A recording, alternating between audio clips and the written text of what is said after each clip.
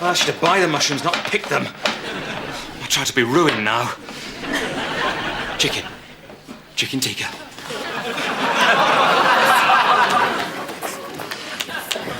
Linda, what are you doing? Setting them free. Well, don't. Hold him.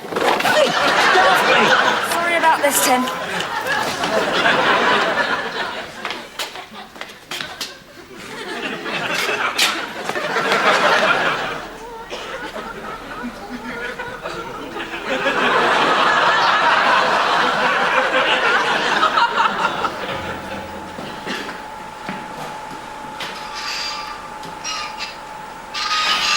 Just in time.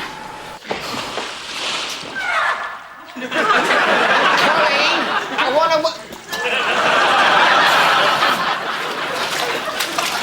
Rosemary, what's going on here? Where's Mr. Weatherby? Mr. Brittas, you better come quick. Not now, Gavin. I'm dealing with an emergency. Well, there's a bit of an emergency outside, Mr. Brittas. They've got Tim. Who's got Tim? Well, Linda and her lot. Rosemary, you look a dreadful sight. I want you washed and cleaned up. Yes, Mr. Brittas.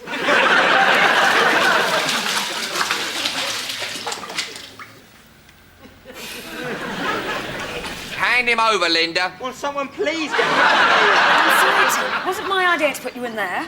But we'll give you Tim if you give us the dolphin, Mr. Brittas. I will not be blackmailed, Linda. Anyway, it's not a dolphin, it's a shark.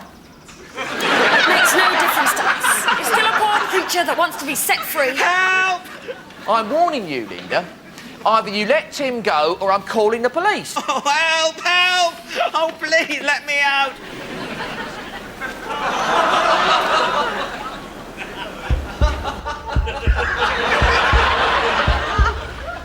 And they won't release him till we give him back the shark. Yes, Constable, I did say shark. Gordon Brittas.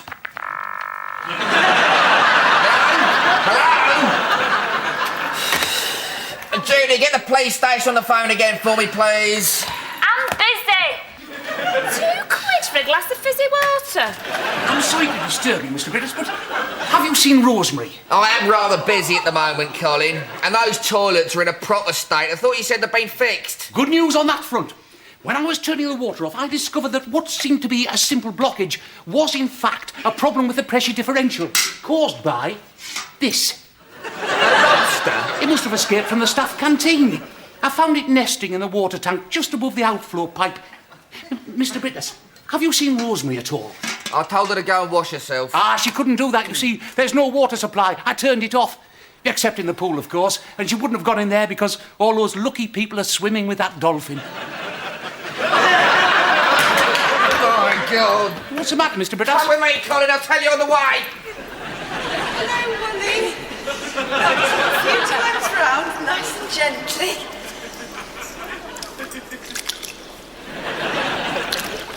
Rosemary!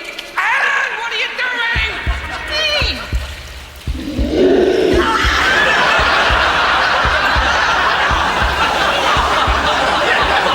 Are you all right, my darling? I don't think Rosemary's all right, Mr. Brittas.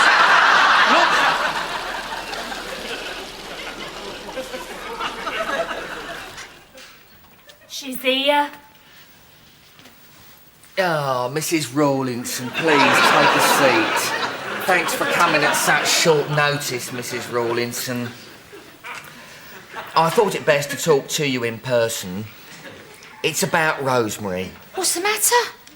Well, she's disappeared. Disappeared? Where? We have searched everywhere, Mrs. Rawlinson. There's no easy way of saying this, really. We can't be sure, but I'm afraid it looks as if Rosemary may have been eaten.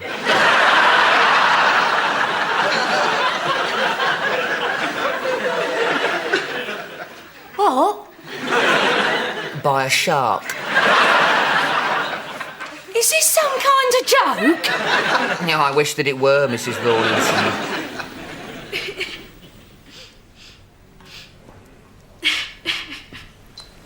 Are you all right?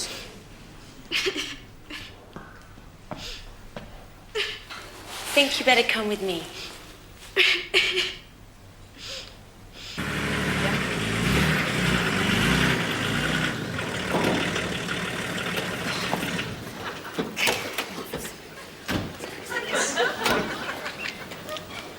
£10 refund for you, sir, thank you.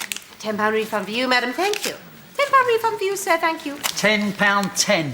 Beg your pardon. I lost 10p in the locker. Oh, have a canopy. And we will keep on looking, Mrs. Rawlinson, I promise you that. I do know how you feel. What I suggest you do is go home, have a cup of tea, put your feet up, take a magazine. Gavin, I thought you said you'd searched everywhere. We did, Mr. Brittas. I found her huddled under the stairs. She's been in shock. Hardly surprising. It's not every day you come face to face with a flesh-eating fish. I've given her some tea. She's fine now. Oh, come on, love. Let's get you home. Mrs. Rawlinson. Mrs. Rawlinson. You go. Linda! Bye! Linda, please let me out of here. These feathers are killing me. Oh. I can only apologise, Mrs. Rawlinson. You haven't heard the last of this, Mr. Brittas, I promise you. End all captivity! I'm warning you, Linda. This is your last chance to release Tim. OK, Mr. Brittas. Right, that's it. What? And I'd also like to apologise on behalf of all of us for any inconvenience we've caused you. I don't know what came over me. Well, I'm glad you've come to your senses, Linda. You and I need to have a serious chat. Yes, Mr. Brittas. I'm really sorry, Tim. It's for a really good cause. Have a good day then, Mr. Brittas. I've got a bone to pick with you. Now, I can assure you none of my staff would have even dreamt of changing the order without my consent. I shall expect a full refund for this. And if I don't get one, I shall be taking... Hey? Where's it gone? What was that about, a refund? £18,000? Well, apparently that's the cost of a baby tiger shark, Mr. Brittas. There's also a letter from Huntley and Huntley. Oh? Solicitors, Mr. Brittas, acting on behalf of a Mr. Castleford, who came on Dolphin Day and is suing us for attempted manslaughter. But there is some good news, Mr. Brittas. No, yes, what's that? Well, Rosemary's mother has dropped the charges, Mr. Brittas. Apparently, after her encounter with the shark, she's stopped lisping, saved hundreds of pounds in speech therapy. Come in!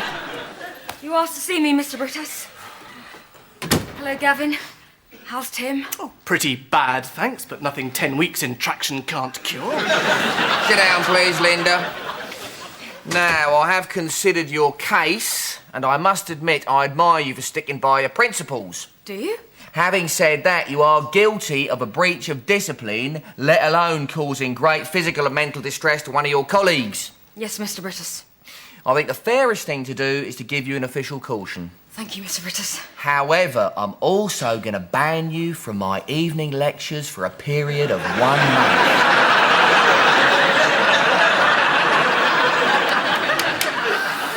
However, Linda, one thing does puzzle me. What's that, Mr. Brittas? Whatever happened to that shark? Suppose we'll never know.